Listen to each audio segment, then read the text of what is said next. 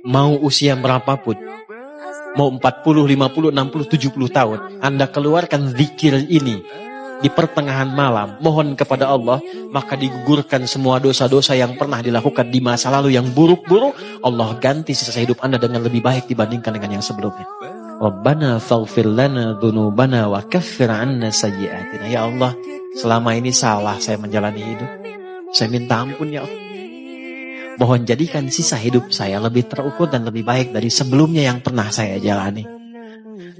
Mau usia berapapun, mau 40, 50, 60, 70 tahun, Anda keluarkan zikir ini di pertengahan malam, mohon kepada Allah, maka digugurkan semua dosa-dosa yang pernah dilakukan di masa lalu yang buruk-buruk.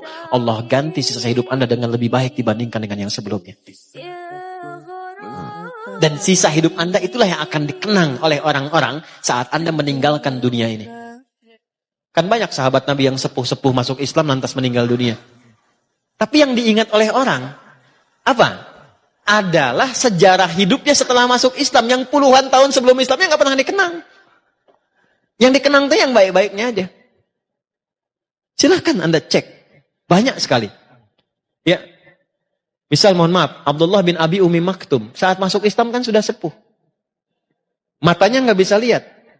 Tapi yang dikenang oleh dari beliau itu bukan perjalanan hidupnya dari remaja sampai dengan sepuh, tapi justru periode keislamannya saat beliau senang ke masjid, tiba-tiba azan, minta sama Nabi, ada nggak keringanan untuk nggak ke masjid?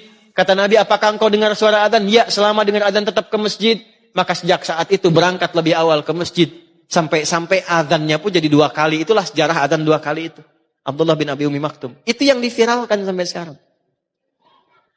Antum jangan takut. Allah lebih cinta pelaku maksiat yang tobat dibandingkan orang soleh yang tidak pernah merasa salah. Catat itu. Allah lebih cinta pelaku maksiat yang gemar bertobat dibandingkan orang soleh yang tidak pernah merasa salah. Kalau antum pernah berbuat maksiat, karena Anda manusia. Tapi karena Anda manusia, Anda tobat. Karena yang tidak tobat itu cuma setan. Setan salah, setan nggak tobat. Manusia salah, manusia tobat. Ketika Anda tobat, Allah cinta. Anda merasa soleh, tapi nggak pernah merasa salah. Allah malah nggak suka. Allah lebih mencintai pelaku maksiat yang gemar bertobat dibandingkan orang soleh yang tidak pernah merasa. Bikin status tuh.